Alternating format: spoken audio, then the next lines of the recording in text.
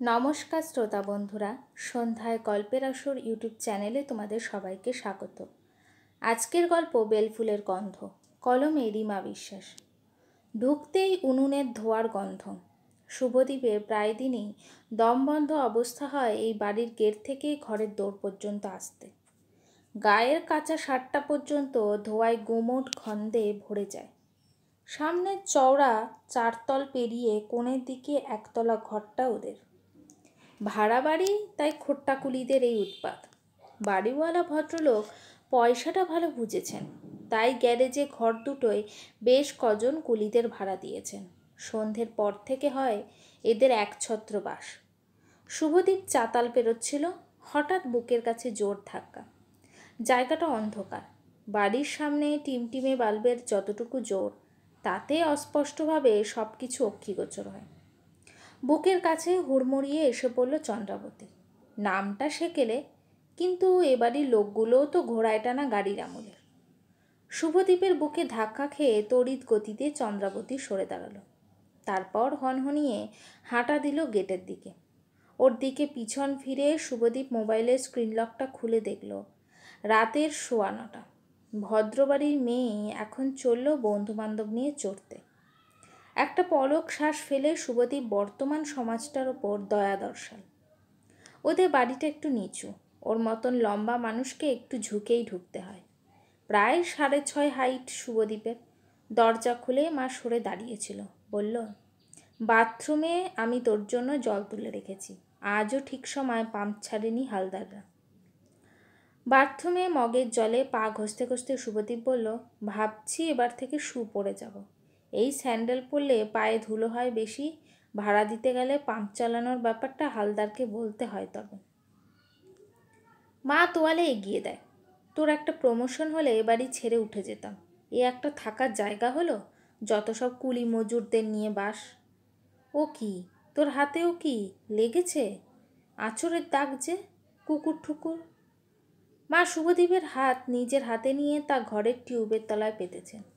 শুভদ্বীপ এখনও জ্বালা অনুভব করছে। কখন লাগলো তা আন্দাজ করতে পারল না। ওই চন্দ্রাবতী যখন অন্ধকারে ধাক্কা খেল, তখন নখ কিংবা চুড়ির নকশার কাছে লেগে হয়েছে চোট। মাকে সে কথা বলল। শুনে তার চোখ ছানা বড়া। বলিস কি, ওই মেয়ে তোকে ধাক্কা মেরেছে?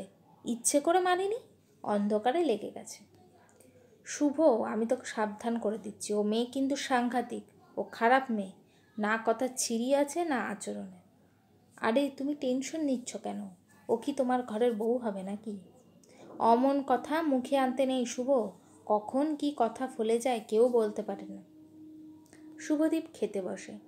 ছোট্ট একটা ঘর, সামনে ছোট্ট একটু জায়গা, সেখানে ডাইনিং টেবিল পেতে খাওয়ার জায়গা করে নিয়েছে। আলু পোস্ত দিয়ে ডাল মেখে ভাত খাচ্ছিল। ভাতের গরজ তুলে মনে হচ্ছিল খিদের সময় অন্নই পারে পরিতৃপ্তি দিতে।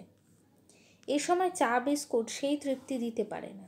ঠিক তেমনই একটা সুন্দর পরিবেশ মানসিক শান্তি এনে দেয়। তোর এবছর কোনো উন্নতি হবে না? চাকরি বদলালে স্যালারি যদি বাড়ে। শুভদ্বীপের পাতে মা ডাটা চচ্চড়ি দেন, বলেন, ওদিকে চন্দননগরে বাড়িটা তো খালি পড়ে রইল।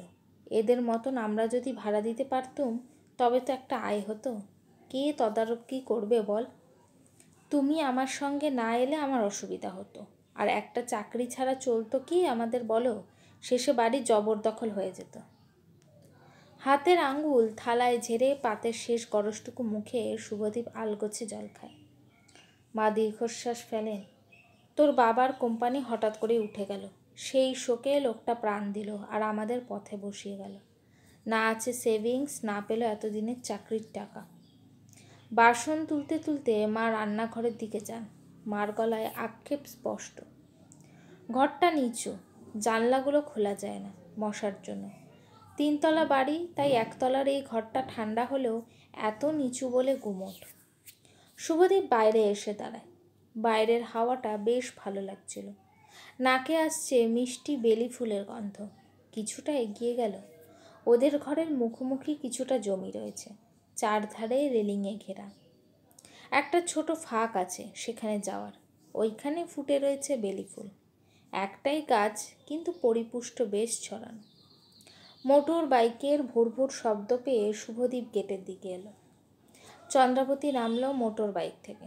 বাইক আরোহীর হেলমেট দেখা যাচ্ছে রাস্তার হলুদ থেকে ছড়িয়ে পড়া স্ট্রিট লাইটে। কিছুক্ষণ কথা বলার পর মোটর বাইক ভয়ঙ্কর বিস্ফোরণের শব্দ তুলে চলে গেল। এনফিল্ড ছিল।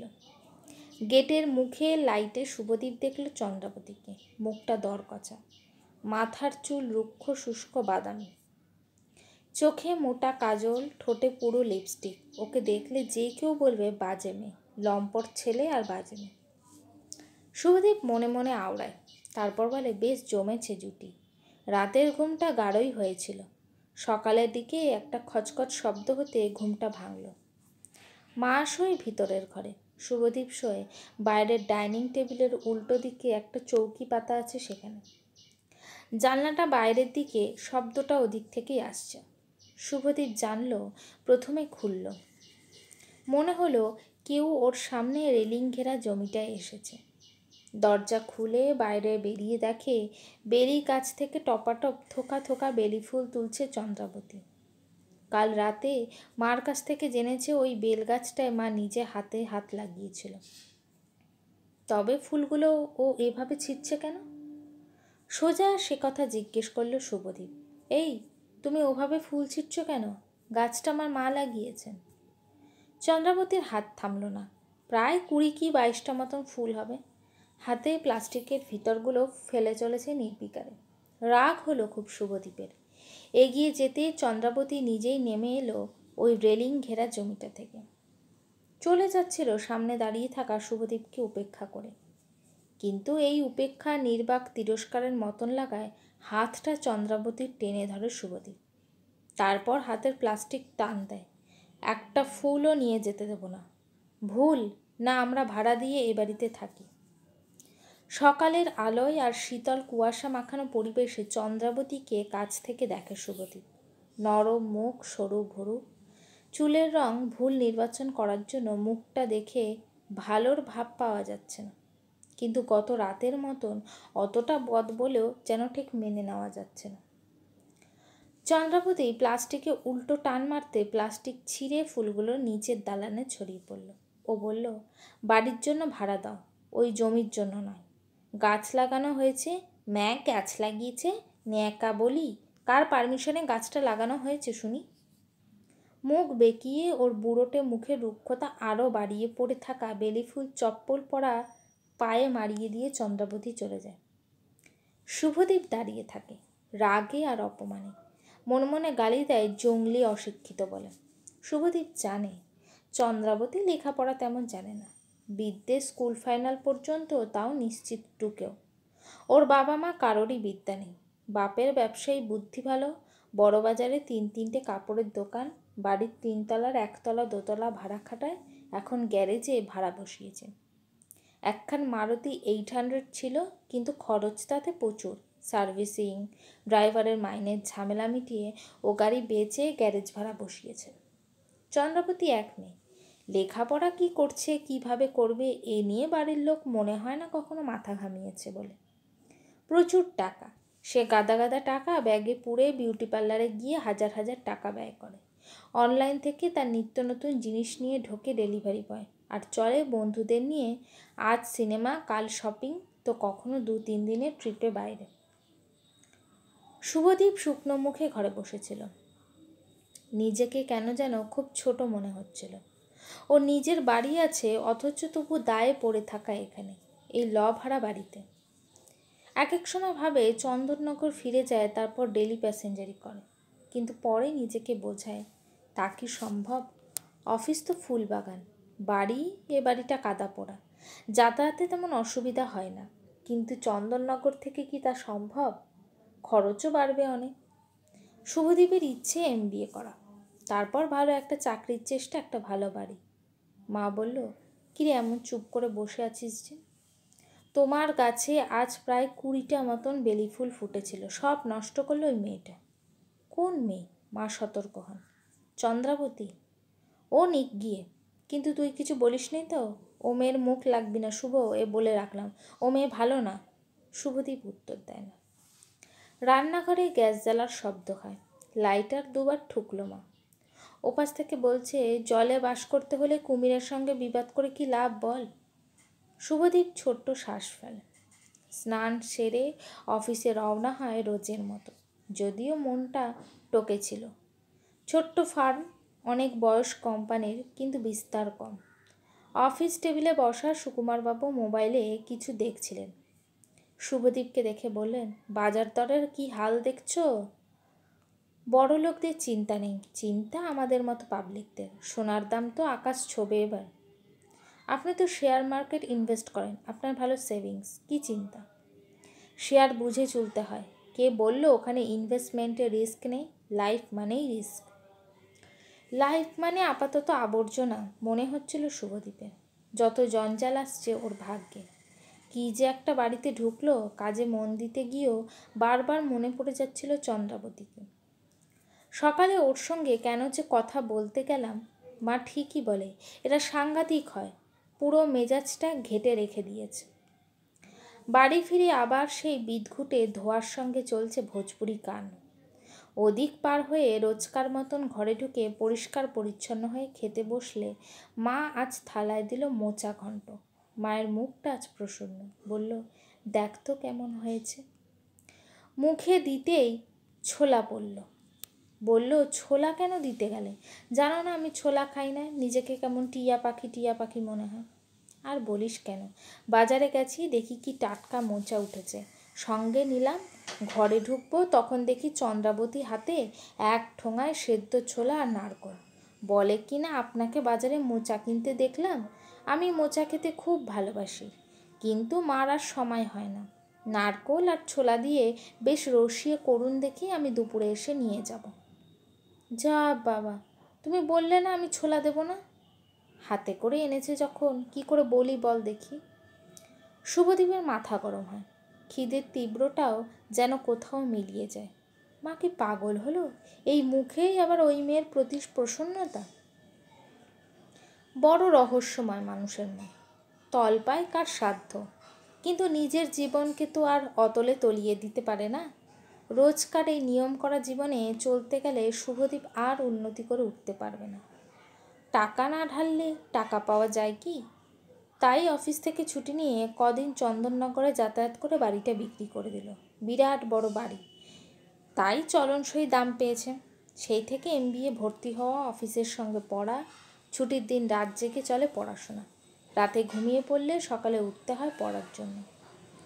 রোজ সকালে দেখে চন্দ্রাবতী ওই বেলগাছটার আশেপাশে ওর পোষা কুকুরটাকে পায়খানা করাচ্ছে। আগের থেকেই ঠিক করেছে ওকে কিছু বলবে না, তাই বলে না। কিন্তু রবিবার দিন দুপুরের খাওয়া সেরে বই খুলতেই হতবাক। বইয়ের ওপর বিশ্রী হাতে লেখায় লেখা চন্দ্রাবতী। ডায়েরিতে নোটসের সব জায়গায় রাগে মাথা ঝাঁঝা করে ওঠে। এ কী করে সম্ভব? আর ও কখন এলো এ বাড়িতে? এ কথা মাকে জিজ্ঞেস করবে কি? দরজায় টোকা। মা তখনও রান্নাঘরে। ওর চৌকি ছেড়ে উঠে শুভদীপ দরজা খুলে দেখে সামনে দাঁড়িয়ে চন্দ্রাবতী, কোলে খয়েরি বিউগল। ওকে একরকম ঠেলেই চন্দ্রাবতী ঘরে ঢুকলো। বিউগলটাকে নামিয়ে দিল শুভদীপের বিছানায়, তারপর চলে গেল রান্নাঘরে। খুব জোরে জোরে হাসছে আর কথা বলছে। মায়েরও তাল আছে ওর তালে। শুভদীপ খেটে উঠে বলে, এসব কি? এই কুকুর নামাও। রান্নাঘর থেকে বেরিয়ে দুহাত কোমরে দিয়ে দাঁড়ায় চন্দ্রাবতী। চোখ ঘুরিয়ে বলে, লুসি, লুসি হ্যায় উসকা নাম। কুকুর? হোয়াট? শুভদীপ থতমত খায়। শুভদীপের টেবিলের কাছে এলে শুভদীপ বলে, আমার বইপত্রে নিজের নাম লিখেছ কেন? এগুলো কত ইম্পর্ট্যান্ট জানো? জানি বুড়ো খোকা, বলে হাসিতে ঢলে পড়ে চন্দ্রাবতী। বুড়ো কুচকে শুভদীপ বলে, কি বললে তুমি? বুড়ো খোকা? যে বুড়ো বয়সে পড়াশোনা করে তাকে আর কি বলবো? লুসির চেন হাতে তুলে চন্দ্রাবতী বেরিয়ে যায়। মা হেসে হেসে বলেন, ও আসে, কথা বলে, আমারও সময় কেটে যায়। শুভদীপ অবাক না হয়ে পারে না। সময় কাটানোর জন্য অপছন্দকে পছন্দ করা, এমনও হয়? সেদিন রাতেই আবারও দরজায় খুটখুট শব্দ। মায়ের ঘুম না ভেঙে যায় এই ভেবে তাড়াতাড়ি দরজার কাছে গিয়ে শুভদীপ আস্তে করে প্রশ্ন করে, কে? ওপাশেও সাবধানী উত্তর, চন্দ্রাবতী।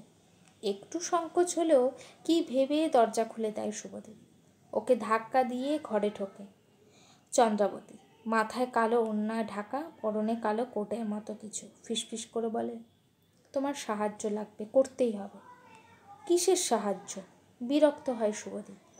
বাবা বিয়ে ঠিক করে ফেলেছে, ছেলেটা একেবারে ফালতু। আমি যদি প্রমাণ করি আমারও আছে, তবে এই কেস কেটে যাবে। তো? শুভদীপ হতভাগ। তুমি কাল আমার সঙ্গে ক্লাব 24-এ চলো। তোমাকে দেখিয়ে জয়দীপকে বলবো, তু মেরা ভাইয়া এ মেরা সাইয়া। ইম্পসিবল, আমি যাব না। না গেলে কিন্তু এখনই চিৎকার করে ডেকে বলবো যে তুমি আমায় ডেকে নিয়ে। শাট আপ, যাবে কি না? শুভদীপ মুশকিলে পড়ে আর উপস্থিত বিপদ এড়াতে বলে দেয় সে যাবে, এবং কথা রাখতে যেতেও হয়, কারণ সকাল থেকে চন্দ্রাবতী বার চারেক ওর ঘরে চক্কর দিয়ে গেছে, ঘুরে ফিরে তাকিয়েছে, অহেতুক বসে থেকেছে ওর মুখের দিকে তাকিয়ে। মাও খেয়াল করেছে, একটা সময় জিজ্ঞেস করেছে, কিছু বলবি তুই? চন্দ্রাবতী দুপাশে মাথা নেড়ে চলে গেছে। ক্লাব 24 একটা বড় রেস্তোরাঁ, যেখানে পোশাক পরা দারোয়ান দরজা খুলে দেয়, মৃদু মন্দ গতিতে সঙ্গীত বাজে। ওয়েটার ইংরেজিতে খুব সৌম্যতায় জিজ্ঞাসা করে, what do you like to order sir? Menu কার্ডে চোখ পড়তে কপালে ঘাম জমে শুভদীপে। বলে কি, কফির দামে তো 7 দিনের বাজারের পয়সা উঠে যাবে। চন্দ্রাবতী ওর হাত থেকে খপ করে মেনু কার্ডটা নিয়ে বলে, 2 coffee with extra cheese. Waiter ভ্যাবাচাকা খেয়ে যায়। শুভদীপ হেসে ওয়েটারের দিকে চেয়ে বলে, গ্রেট লিল bit cheese over the coffee please. She love to take cheese in every dish. Waiter চলে গেল শুভদীপকে বলে, তুমি কফি অর্ডার করছিলে না পিৎজা? ঠোঁট বেঁকায় চন্দ্রাবতী, মুখ ঢেকে রাখে মেনু কার্ডে। শুভদীপ এদিক ওদিক তাকিয়ে দেখে, বোর হয়। একটা সময় বলে, তোমার সেই ভদ্রলোক কখন আসবে? কে ভদ্রলোক? মুখ থেকে মেনু কার্ড সরিয়ে জিজ্ঞেস করে চন্দ্রাবতী। যার জন্য কাল রাতে আমায় ব্ল্যাকমেল করতে গিয়েছিলাম। দেখো মিস্টার, আমি তোমাকে এখানে কিডন্যাপ করে আনিনি, এসেছো নিজের পায়ে হেঁটে। আমার ওপর ইন্টারেস্ট আছে বলেই এসেছো। আমি কম বয়সী, বাপের পয়সা আছে, সবাই আমায় তোয়াজ করে চলে, আমার সঙ্গে কফি খাওয়া তোমার ভাগ্য, বুঝলে? মাথাটা ঝাঁঝা করে ওঠে আবার। মেয়েটা সেই জংলি গাছের মতো, যার পাশ দিয়ে গেলে গায়ের পাতা ঘষার লাগলেও যেন বুনো গন্ধ ছাড়ে। আঙুল দেখিয়ে শুভদীপ কিছু একটা বলতে যাচ্ছিল, তখন ওদের টেবিলের সামনে এসে দাঁড়ালো লম্বা চওড়া চেহারার একটি ছেলে, টকটকে ফর্সা গায়ের রং, যেন বিদেশি নাশপাতি নেটের প্যাকেটে মোড়া। মুখটা যদিও পোকায় খাওয়া পেয়ারার মতো। হলুদ রঙের টাইট গেঞ্জি পরেছে, তাতে স্থূল ভুঁড়িটা ঝুলে রয়েছে। প্রচুর মদ খায়, তাই চোখের তলা ফোলা, ঠোঁট রাঙা, পান খয়েরে রঙে। কথা যখন প্রথম বলল তখন মুখ দিয়ে ভকভক করে জর্দার গন্ধ বেরোচ্ছিল। বল, কি বলবার ছিল? সে জানতে চায়। চন্দ্রাবতী বলল, ও শুভদীপ, আমার বয়ফ্রেন্ড। তোমার কোনো চান্স নেই, বাড়িতে বলে দিও। একেবারে অকপট সোজাসুজি বক্তব্য। ছেলেটি ফোলা ফোলা চোখে তাকালো শুভদীপের দিকে। শুভদীপ ইতস্ততভাবে হাসে। নিজের চেয়ার থেকে সামান্য উঠে ভদ্রতার খাতিরে বলতে চায়, বসবেন? কিন্তু তার আগেই সে ব্যক্তি পেছন ফেরে এবং 2 হাত দুপাশে খানিক তফাতে রেখে একটা মস্তানি ভঙ্গিতে হাঁটা দেয়। চন্দ্রাবতী এক চোখ টিপে হাতছে, কেমন দিলাম? ওয়েটার কফি নিয়ে এলে শুভদীপ নিজের কফির দামটা রেখে উঠে পড়ে বলল, বাপের যখন প্রচুর পয়সা আছে তখন আশা করি নিজের বিল নিজেই মিটিয়ে নেবে। এ কি, তুমি তো খেলে না? শুভদীপ হাঁটা দিলে চন্দ্রাবতী ওর পিছু নেয়। গেট পর্যন্ত এসে মুখ কাচমোচো করে বলে, ভাবলাম একসঙ্গে কফি খাবো, চলে যাচ্ছ যে? তোমার সঙ্গে কফি খেয়ে সৌভাগ্য অর্জন করতে চাই না গো। কথাটা বুঝতে পারলো না চন্দ্রাবতী, তাকিয়ে থাকলো নির্বাক। গেট দারোয়ান খুলে দিল। শুভদীপ বাইরে বেরিয়ে একবার তাকালো কাচের দরজার ভিতরে চন্দ্রাবতীর দিকে। মেয়েটা অবুঝ দৃষ্টিতে তাকিয়ে। খারাপ লাগলো শুভদীপের। কার সঙ্গে কখন কিভাবে কথা বলতে হয় তা চন্দ্রাবতীর জানা নেই। ও যে একটু আগে শুভদীপকে অপমানজনক কথা বলল তাও বুঝে বলেন। একটা শ্বাস ফেলে শুভদীপ রওনা হয়। তারপর বেশ কিছুদিন কাটে পড়ার চাপে। মাঝে একটা আইটি কোম্পানিতে ইন্টার্নশিপে ঢোকে, নিজের চাকরিটা দেয় ছেড়ে। চন্দ্রাবতীর সঙ্গে প্রায় মাস 3 কি 4 সেভাবে দেখা সাক্ষাৎ নেই, যে কোম্পানিতে ইন্টার্নশিপ করছিল তাদের ওর কাজ পছন্দ। তারা বলেছে এখানে কাজ করতে করতে যেন MBA এর বাকিটা শুভদীপ কমপ্লিট করে।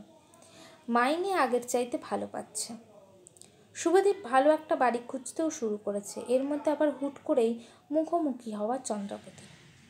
অফিস থেকে ক্লান্ত শরীরে সবে ঢুকেছে, তখন সে মূর্তিমান সামনে দাঁড়িয়ে, কথা ছিল। বলো, শুভদীপ বলে।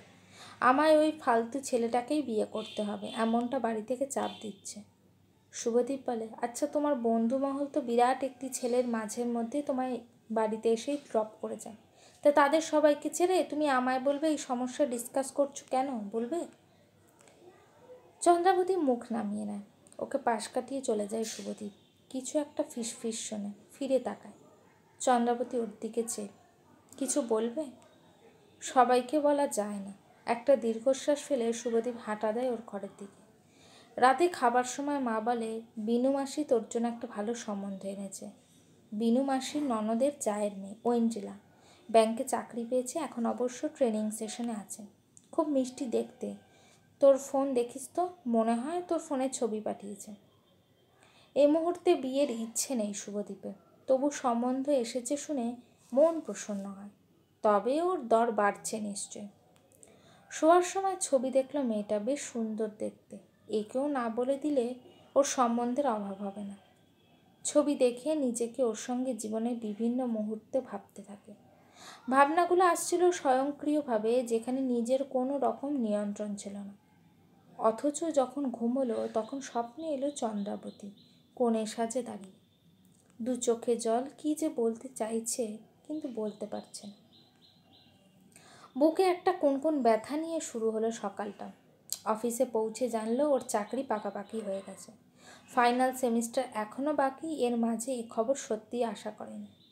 আগের চাকরির অভিজ্ঞতা এখানে সাহায্য করলো অনেকটা। অফিস কলিগ সুব্রতবাবু বললেন, একটা ভালো বাড়ি খুঁজছিলে তো? সাগ্রহে শুভদীপ তাকায়।